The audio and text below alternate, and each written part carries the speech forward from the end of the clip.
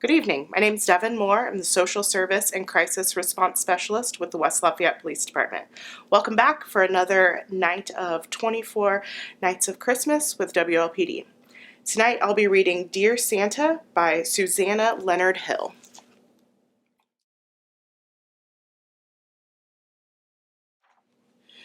Two weeks before Christmas, Parker's weekend art class buzzed with excitement. Mrs. Holly clapped for her hands for attention. "Boys and girls," she announced, "it's time to write our letters to Santa. Don't forget to draw him pictures of what you'd like for Christmas."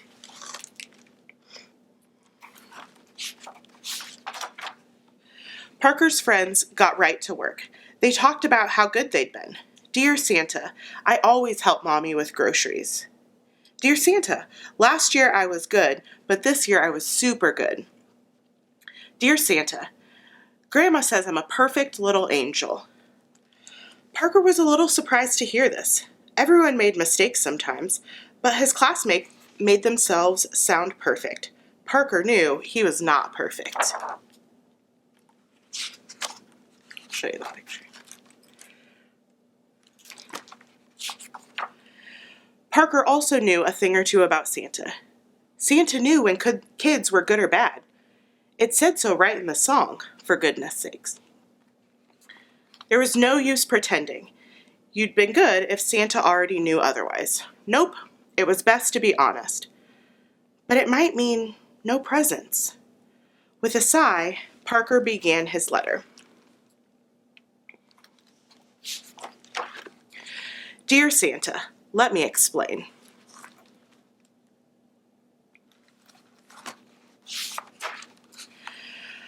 I tried to be good, really, but sometimes it was very hard. For example, Brussels sprouts? Yuck. They smell bad and taste worse. But I will try to do better.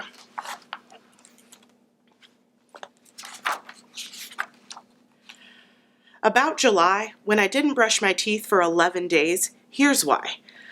I had 2 loose teeth and I didn't want them to fall out.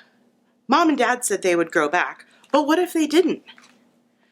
What if everyone else's teeth grew back, but I had a giant space where I could never bite pizza again? I'm sure you can understand how risky brushing was. They fell out anyways, and I hope you know I've been brushing carefully ever since, because 2 new teeth came in.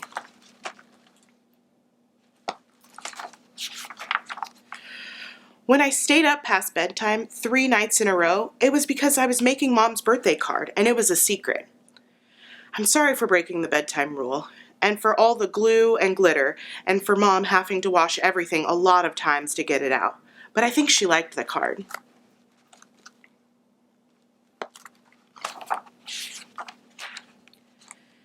Anyway, I guess I haven't been that good.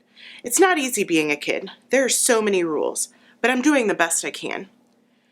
So here's my Christmas list, in case you think it's okay to bring me something. I'd like a bike, a Super Slider Sled 3000, some new books, and a glow-in-the-dark solar system for my ceiling. Your friend, Parker.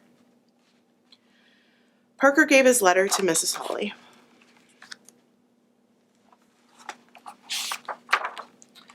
The next morning, when handing out Christmas decoration assignments for the class, Mrs. Holly added a special note for Parker about his letter to Santa.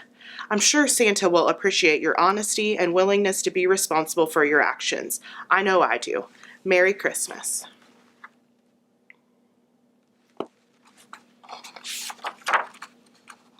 The next day, Mrs. Holly sent the letters to the North Pole.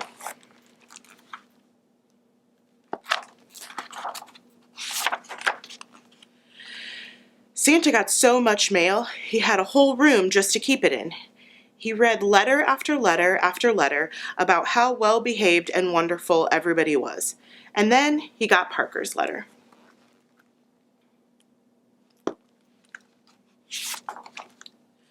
When Parker woke up Christmas morning, he couldn't help hoping that there would at least be one present for him.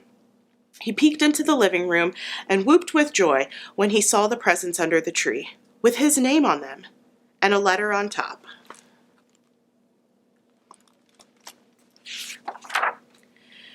Dear Parker, your letter made me smile. Let me explain. It was nice to get a letter from someone who knew he had made mistakes sometimes and was willing to admit it and take responsibility. Your letter was honest and kind-hearted.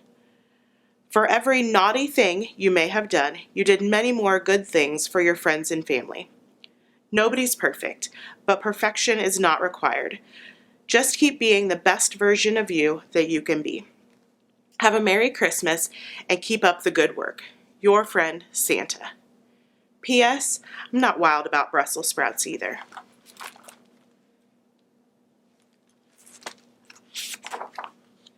And now, it's your turn to write a letter to Santa. Get an adult's help. Have a Merry Christmas and Happy Holidays.